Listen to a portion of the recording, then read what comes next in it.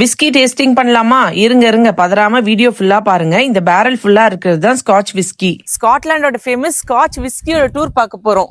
Scotland அப்படின்னு பார்த்தோம்னாலே famous Scotch whisky தான். இங்க நிறைய டிஸ்டிலரி இருக்கு. நம்ம எதுல வேணாலும் போயிட்டு விஸ்கி டூர் அட்டன் பண்ணலாம். இது எங்க வீட்ல இருந்து ஒரு 30 கிலோமீட்டர்ஸ் பக்கத்துல இருந்த ஒரு டிஸ்டிலரி தான். ரொம்பவே சூப்பரா இருந்துச்சு. பாக்குறதுக்கு டிஃப்ரெண்ட் எக்ஸ்பீரியன்ஸா இருந்துச்சு. இதெல்லாம் நமக்கு தேவையா கோபி அப்படின்னு கேட்கலாம். ஆனா இதுவும் ஒரு வகை கல்வி தான் அப்படின்னு சொல்லிட்டு இந்த ஊர் மக்கள் பாக்குறாங்க. இதுல சின்ன குழந்தைங்க கூட அலோடு. ஒரு சில டிஸ்டிலரியில நான் போனதுல 12 இயர்ஸ்க்கு மேலதான் அலோடு. என் பையன் இன்னும் 12 இயர்ஸ் கம்ப்ளீட் ஆகலன்றதுனால என் ஹஸ்பண்ட் குழந்தைங்களை வச்சுட்டு வெளியில நின்று இருந்தாரு. நான் இதை உங்களுக்கு வீடியோ எடுக்கணும்ன்றதுக்காக தான் முக்கியமா உள்ள வந்திருந்தேன். ஆனா உண்மையாவே வாழ்க்கையில இதெல்லாம் ஒரு தடவையாச்சும் பார்க்கணுன்ற மாதிரி இருந்துச்சு. ஒவ்வொரு ஸ்டேஜ்லயும் விஸ்கி எந்தெந்த கலர்ல இருக்கும் அப்படின்னு சொல்லிட்டு காமிச்சிட்டு இருந்தாங்க. இதை ஸ்மெல் பண்றதுக்கு நம்ம கையில கூட தடவி விட்டு இருந்தாங்க.